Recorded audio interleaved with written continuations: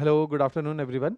आज के इस शॉर्ट सेशन के अंदर हम लोग जानेंगे, अगर कोई विद्यार्थी कॉलेज के अंदर अभी पढ़ाई कर रहा है, अगर 4 साल का करिकुलम है तो उस 4 साल के करिकुलम में मान लीजिए जैसे अगर ये सन 2024 चल रहा है, तो अगर आपने 2025, 2026 या 27 में भी कंप्लीट अपनी ग्रेजुएशन को करना है या पोस्ट ग्रेजुएशन को करना है, तो अभी से कॉलेज के टाइम पे तैयारी को हम लोग स्टार्ट कर सकते हैं। जनरली मैं इस मत में हूँ, इस ओपिनियन में हूँ कि आप लोगों को कॉलेज में तैयारी कर लेनी चाहिए। उसका पीछे रैशनल ये है क्योंकि ये एग्जामिनेशन थोड़ा सा ज़्यादा डाइवर्स है, सिलेबस थोड़ा ज़्यादा है। तो अगर हम कॉलेज के टाइम पे 2-3 घंटा भी डेली बेसिस पे निकाल लेते हैं तो इस एग्जामिनेशन को क्वालिफाई करना रिलेटिवली ईजी हो जाता है। नहीं तो अगर आप 22 साल 21 साल की एज के बाद इस एग्जामिनेशन में 2-3 साल देते हैं, तो आप 24-25 साल के पेपर को की एज में पेपर को क्वालिफाई करते हैं। जल्दी भी किया जा सकता है। तो प्रयास हमारा रहता है इस बार, जैसे हम लोग काफी लंबे समय से इस तरह की मुहिम चला रहे थे, इस तरह से कॉलेज गोइंग स्टूडेंट्स के साथ क्लोजली काम कर रहे थे, उनको तैयार कर रहे थे। और इस साल हमारे काफी सारे विद्यार्थी पहली बार प्रीलिम्स एग्जामिनेशन में अपियर होने वाले हैं और बहुत अच्छे से अपियर होने वाले हैं। और बहुत सारे विद्यार्थियों ने इवन हमारे यूपीएससी एग्जामिनेशन का, जो कि लास्ट संडे को हुआ था, उसमें बहुत अच्छा परफॉर्म किया in their very first attempt. तो अगर आपको पहले अटेम्प्ट में पेपर को क्वालिफाई करना है तो बेटर बेटर है कि आपने कॉलेज के अंदर तैयारी को शुरू कर देना है, क्योंकि मिनिमम अगर आप 2 साल की तैयारी कर लेते हैं मिनिमम, तो आप इस पेपर को बहुत आसानी से फर्स्ट अटेम्प्ट में क्वालिफाई कर सकते हैं। तो इसलिए आज का जो मेरा स्टडी प्लान रहेगा वो सेल्फ स्टडी प्लान है, कॉलेज गोइंग स्टूडेंट के लिए टारगेट रहेगा। तो हमें इस प्लान में समझना पड़ेगा कि अगर हमें फर्स्ट अटेम्प्ट के अंदर 2 साल में इस पेपर को क्वालिफाई करना है, कॉलेज के साथ क्वालिफाई करना है, तो हमें समझना पड़ेगा कि कुछ समस्याएं हमारे रास्ते में आएंगी, कुछ चैलेंजेस आएंगे, कुछ कठिनाइयां आएंगी, कुछ चुनौतियां हमारे रास्ते में आएंगी। और हम उसको किस तरीके से स्मार्टनेस के साथ, एक स्ट्रैटेजी के साथ, एक अच्छी गाइडेंस के साथ, एक मेंटोरशिप के साथ ओवरकम करेंगे और सेल्फ स्टडी के माध्यम से इस एग्जामिनेशन को क्वालिफाई करने का प्रयास करेंगे। तो सबसे पहले जो लोग इस वीडियो को देख रहे हैं और ये जानना चाहते हैं कि कॉलेज के साथ कैसे पेपर को क्वालिफाई किया जाता है, चाहे वो किसी भी एज ग्रुप के हो, चाहे वो पेरेंट्स हैं, छोटे बच्चे हैं, है ना, किसी भी एज ग्रुप के अंदर हैं, तो सभी के लिए ये वीडियो काफी रेलिवेंट है। इन कुछ पॉइंट्स को आप लोग लिख लीजिएगा तो काफी बेहतर रहेगा। मैं एक एक पॉइंट को एक्सप्लेन भी करूंगा। सबसे पहला, इस एचपीएस एग्जामिनेशन के नेचर को हमें समझना पड़ेगा कि ये जो एचपीएस एग्जामिनेशन है, हिमाचल प्रदेश एडमिनिस्ट्रेटिव सर्विसेज का एग्जामिनेशन है, इसमें सिलेबस बहुत ज्यादा वास्ट है। वास्ट का मतलब क्या है कि टोटल 15 सब्जेक्ट्स इसके अंदर होते हैं, इंक्लूडिंग जनरल स्टडीज, सामान्य ज्ञान और सीसेट, इन दोनों को मिला के 15 सब्जेक्ट्स इसके अंदर रहेंगे। तो बहुत ज्यादा डाइवर्स सब्जेक्ट है। इतने सारे सब्जेक्ट तो हमने अपनी ग्रेजुएशन के 3 से 4 साल के अंदर भी नहीं पढ़े होते। तो इतने सारे सब्जेक्ट्स हैं, इतने सारे सब्जेक्ट का ज्ञान अर्जित करने में टाइम लगेगा। आपने ग्रेजुएशन में अगर बीए किया है तो आपने हिस्ट्री, पॉलिटी, कॉम, है ना, कोई 2 सब्जेक्ट सीरियस सब्जेक्ट होंगे, 2 भाषाओं के सब्जेक्ट होंगे, एक फिजिकल एजुकेशन होता है या अन्य सब्जेक्ट रहते हैं। तो आपने 5 सब्जेक्ट ही 3 साल में पढ़े हैं। अब मैं बोलता हूं 1 साल के अंदर या 2 साल के अंदर आपने 15 सब्जेक्ट पढ़ने हैं। तो इसका मतलब क्या है कि यहां पे वास्ट सिलेबस है। केवल वास्ट नहीं है, डाइवर्स भी है। 15 के सब्जेक्ट एक दूसरे से बिल्कुल डिफरेंट है कि मैं आपको हिस्ट्री में आर्ट्स पढ़ने के लिए भी बोलूंगा और साथ में मैथ्स और रीजनिंग पढ़ने की भी बात होगी, यहां इंग्लिश पढ़ने की भी बात होगी और हिंदी पढ़ने की भी बात होगी। तो means diversity of the subject काफी ज्यादा है। तो हमें अपने दिमाग में, अपने जहन में ये बिठाना पड़ेगा कि डाइवर्सिटी भी इस एग्जामिनेशन को कठिन बनाती है। नॉट नेसेसरली कि आपका सारे सब्जेक्ट में इंटरेस्ट आ जाए, तो इंटरेस्ट आना भी कठिन है हर प्रकार के सब्जेक्ट में। आपको भी पता होगा कि ग्रेजुएशन में, स्कूल के लेवल पे कुछ सब्जेक्ट हमारे बहुत पसंदीदा होते हैं, कुछ हमारे स्ट्रॉन्ग एरियाज होते हैं, कुछ वीक एरियाज होते हैं। तो मींस कमजोर एरियाज को भी उतनी अच्छी तरह से हमें निभाना है कि वो कमजोर ना रह जाएं। तो इसलिए डाइवर्स सिलेबस इसमें देखने को मिलता है। इसके अलावा अगर आप देखोगे कि दूसरा इसके अंदर है, कॉम्पिटिटिव है। काफी कॉम्पिटिटिव का मतलब होता है कि देखें कि नंबर ऑफ कैंडिडेट कितने इस पेपर के अंदर अपीयर होते हैं। तो नंबर ऑफ कैंडिडेट्स को अगर देखा जाए तो इस एग्जामिनेशन में, मैं इस साल का ही डेटा लेता हूं, कि 32,000 बच्चों ने फॉर्म को फिल किया। जब 32,000 बच्चों ने फॉर्म को फिल किया, इन 32,000 स्टूडेंट में से अगर आप देखोगे जो बच्चे पेपर को क्वालिफाई करते हैं या पेपर को देने भी जाते हैं, 16,000 बच्चे अपीयर होते हैं इस एचपीएस एग्जामिनेशन के दिन। और 16,000 में से मात्र 220 बच्चे प्रीलिम्स एग्जामिनेशन को क्वालिफाई करने में सक्षम हुए हैं। तो अगर इस परसेंटेज को देखा जाए तो 98.5% इस एग्जामिनेशन को फर्स्ट स्टेज में आउट हो जाते हैं, डिस्क्वालीफाई हो जाते हैं। तो देखिए बहुत कम परसेंटेज है। इस 220 में से भी आप देखेंगे जिन बच्चों को इंटरव्यू की कॉल आई, जिन बच्चों ने मेंस को क्वालिफाई किया, वो केवल 16 स्टूडेंट हैं। तो कहां 16,000 बच्चे पेपर देने गए और 16 बच्चे इंटरव्यू में पहुंचे। 0.01% इज द सक्सेस रेट। और इस 16% में से भी केवल 7 स्टूडेंट की रैंक्स आई, इसके भी आधे हो गए। तो 0.05% इज द सक्सेस रेट। तो this is the final success rate in the examination, just 0.05%। तो इसका मतलब क्या है? This is the most competitive examination in Himachal Pradesh. इसका मतलब क्या है कि अगर इस एग्जामिनेशन को क्वालिफाई करना है तो बहुत गंभीरता से, बहुत गहराई के साथ तैयारी करनी पड़ेगी। एक स्ट्रेटेजी, एक मेंटोरशिप, एक गाइडेंस के तहत इस एग्जामिनेशन को क्वालिफाई करना है। इसके साथ साथ यदि इस एग्जामिनेशन में देखा जाए तो और भी चैलेंजेस इसके साथ साथ देखने को मिलेंगे। जैसे और चैलेंजेस देखते हैं, मल्टीपल स्टेजेस इन्वॉल्व, कि इस एग्जामिनेशन में पटवारी की तरह केवल एक प्रीलिम्स एग्जामिनेशन नहीं है, या अलाइड की तरह केवल प्रीलिम्स एग्जामिनेशन नहीं है और मेंस नहीं है। यहाँ पे 3 स्टेजेस में को निभाना पड़ता है। प्रीलिम्स है, मेंस है और इंटरव्यू है। हर स्टेज के अंदर एक डिफरेंट एट्रीब्यूट को चेक किया जा रहा है, जज किया जा रहा है। इंटरव्यू में आपका कॉन्फिडेंस देखा जा रहा है, क्लैरिटी ऑफ थॉट देखा जा रहा है, आपकी कम्युनिकेशन देखी जा रही है, आपकी पर्सनैलिटी देखी जा रही है, आपका पर्सपेक्टिव देखा जा रहा है और आपका प्रॉब्लम सॉल्विंग एटीट्यूड को देखा जा रहा है। तो मल्टीपल चीजों को ऑब्जर्व किया जा रहा है इंटरव्यू के अंदर। वहीं प्रीलिम्स के अंदर आपकी प्रिसीजन को देखा जा रहा है। मेंस के अंदर आपकी लैंग्वेज पे कमांड और स्ट्रेस हैंडलिंग को देखा जा रहा है कि इतने बड़े मेंस एग्जामिनेशन जिसमें 9 सब्जेक्ट 4 दिनों के अंदर, 5 दिनों के अंदर पेपर में लिए जाते हैं, सुबह शाम 3 घंटे का पेपर कंडक्ट होता है, तो आप कैसे इसको निभा पाते हैं? तो ये डिफरेंट लर्निंग है।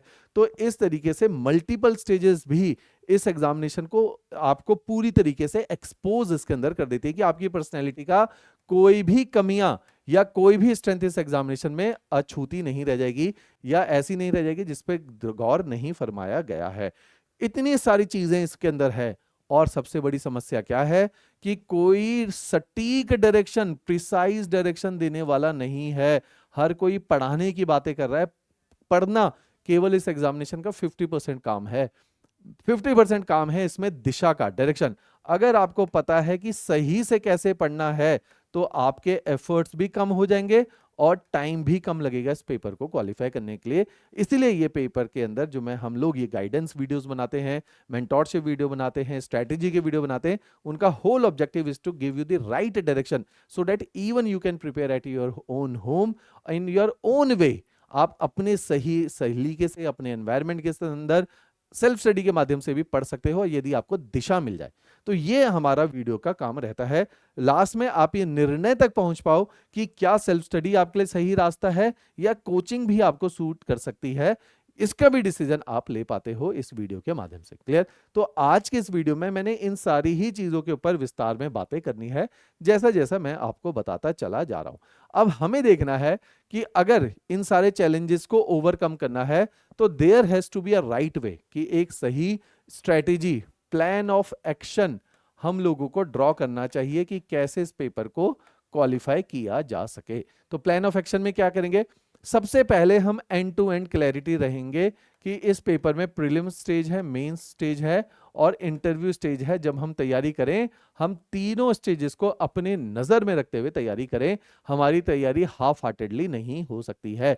फिर तैयारी करते वक्त सबसे पहले देखें, यदि हमने सेल्फ स्टडी करनी है तो सेल्फ स्टडी करने के लिए सबसे इंपॉर्टेंट चीजें क्या रहेंगी कि हमें अपना स्टडी मटीरियल, दो ही चीजें चाहिए, अपना स्टडी मटीरियल चाहिए और साथ में चाहिए कि स्टडी मटेरियल को कैसे अप्रोच करना है, उसके लिए चाहिए direction.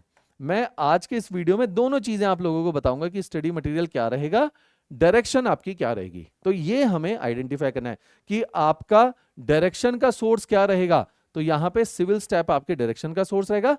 Study material, civil step हम अपना स्टडी मटेरियल काफी प्रमोट करते हैं क्योंकि ये पेपर की डिमांड के मुताबिक बना है। इस स्टडी मटेरियल के माध्यम से कई सारे लोगों ने सेल्फ स्टडी करके भी इस पेपर को आसानी से क्वालिफाई किया। नॉट नेसेसरली कि हमारे अगर 70% 60% सिलेक्शन हर साल होते हैं, वो सारे कोचिंग करते हैं, ऐसा जरूरी नहीं है। उनमें से बहुत बड़ा चंक है जो सेल्फ स्टडी करते हैं। हमारा केवल स्टडी मटेरियल, और कुछ लोग तो स्टडी मटेरियल भी नहीं लेते, केवल टेलीफोन के ऊपर मेंटोरशिप और गाइडेंस के माध्यम से भी पेपर को क्वालिफाई करते हैं। तो हमें अपने सोर्सेस को आइडेंटिफाई करना है कि दिशा का सोर्स क्या होगा, स्टडी मटेरियल का सोर्स क्या होगा। तो ये एक तरीका है।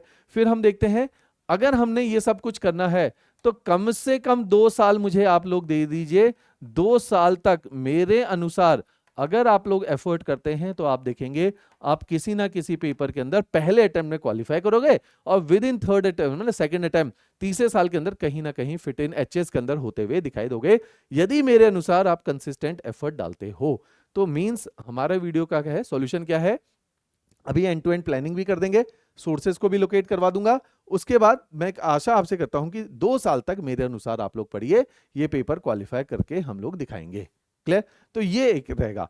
अब हम बनाते हैं plan of action. Plan of action, plan of action क्या है कि ठीक है हमें सारी बातें समझ आ गई है, दिशा है, अब डायरेक्शन दे रहा हूं मैं आपको, करना क्या है, मैं आपका 1-2 साल का 2 ईयर टाइम टेबल बना के दे देता हूं। इस 2 ईयर टाइम टेबल के अंदर हम हर महीने मंथ वाइज टाइम टेबल होगा और उसके बाद आपने इसी में डेली टाइम टेबल भी बना लेना है। तो डेली और मंथ वाइज टाइम टेबल हम लोग डिवाइस करेंगे। सबसे पहले 2 साल के टाइम टेबल को हम लोग मंथ वाइज से भी पहले ईयर वाइज कंप्लीट कर लेंगे कि 2 साल में हम लोगों ने 4 स्टेजेस को कवर करना है। तो जैसे 4 स्टेजेस क्या रहेंगी, जैसे जब आप लोग स्कूल में होते ना तो पहले दिन बोर्ड नहीं देते, आप क्या करते हैं धीरे धीरे अपने को प्रिपेयर करते हैं और एक दिन बोर्ड एग्जामिनेशन 12वीं के अंदर 10वीं के अंदर देने चाहते हैं। वैसा ही है कि पहले हम लोग कुछ बेसिक अल्फाबेट पढ़ने सीखेंगे, फिर कुछ वर्ड पढ़ने सीखेंगे, फिर कुछ लाइन पढ़नी सीखेंगे, फिर बड़े बड़े आंसर भी लिख देंगे एक दिन और बहुत सारी चीजें याद भी कर लेंगे। पहले दिन तो याद नहीं हुई थी ना। तो सेम यहीं पर है कि स्टेज 1 है, 2 है, 3 एंड 4 है। 4 स्टेजेस के अंदर पेपर इस पूरी प्रिपरेशन को तोड़ना है। पहली स्टेज होती है स्टेज ऑफ क्लैरिटी, कि आप इस एग्जाम को जितना साफ देख पाएंगे उतनी बेहतर रणनीति बना पाएंगे। तो मैं चाहता हूं जिस तरह से मैं बहुत साफ इस एग्जामिनेशन को एंड टू एंड देख पा रहा हूं और इस एग्जामिनेशन को क्लियर करने का एक तरीका देख पा रहा हूं, आपको भी उस लेवल पे लेकर आना पड़ेगा अपने आप को। उसके लिए मैंने क्या किया है कि आपको अप्रोच दी है, आपको डायरेक्शन दी है और कंप्लीट स्ट्रेटेजी बता दी है स्टेज 1 में। तो स्टेज 1 में क्या है, हम इस एग्जामिनेशन से जुड़ी हुई सारी जानकारी एक जगह पे ले लेंगे। एक हमारा नीचे इसी वीडियो के नीचे एक लिंक दिया गया है जो फ्री वीडियो है, हमारी ऐप सिविल स्टेप हिमाचल, आप लोग डाउन कर सकते हैं एंड्रॉइड से, सिविल स्टेप हिमाचल, या नीचे दिए गए लिंक पे क्लिक कर सकते हैं जिसके द्वारा आपको ये पता चल जाएगा कि ये जो वेबसाइट हमारी है जिसके थ्रू आप लोग लैपटॉप या टैबलेट के ऊपर इन वीडियोस को देख सकते हैं। तो हमारी वेबसाइट के थ्रू भी लैपटॉप और टैबलेट पे ये वीडियोस कवर होती है। वीडियोस 10 हैं, फ्री वीडियोस हैं।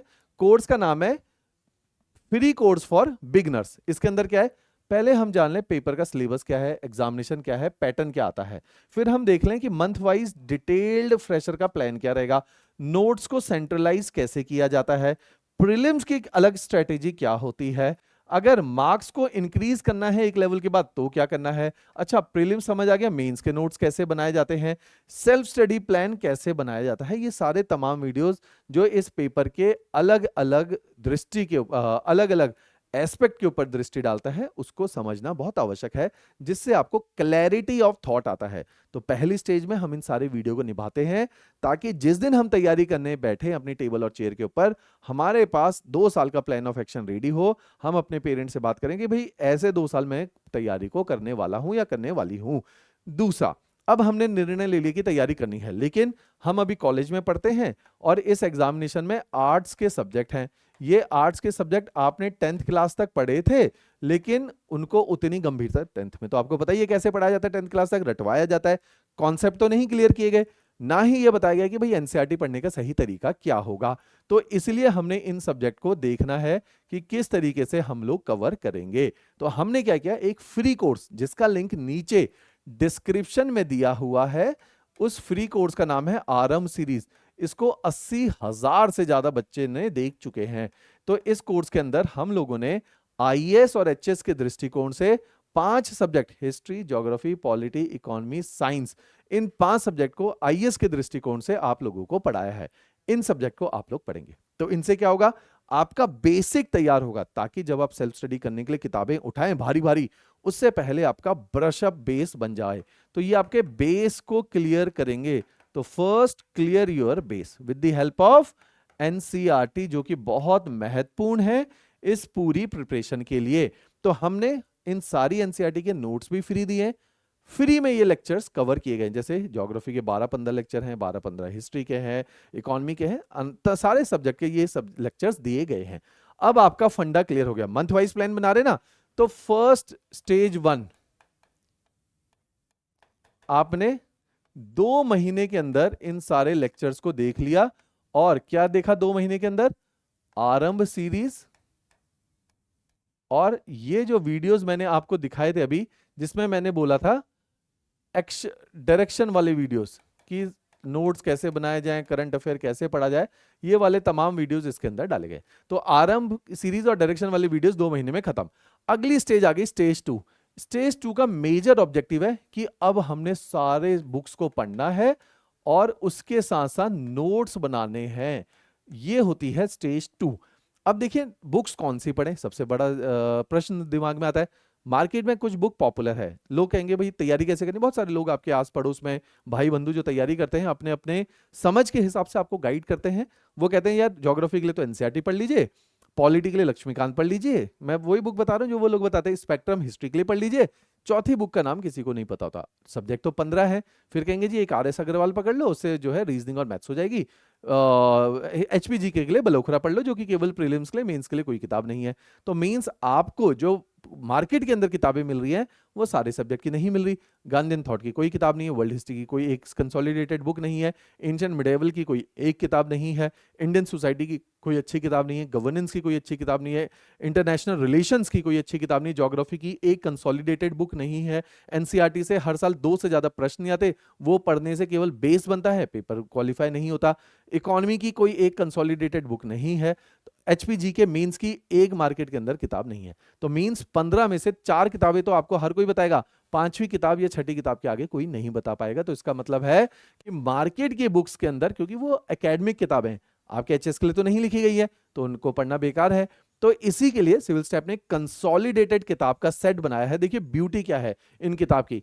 हमने क्या करना है स्टेज 2 के अंदर, जैसे मैं कई बार बोल रहा हूं आपको क्लैरिटी होनी चाहिए। क्लैरिटी का मतलब क्या है कि आपको पता होना चाहिए कि इस पेपर के अंदर क्या क्या किया जा सकता है।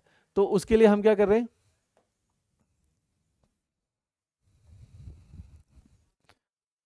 देखिए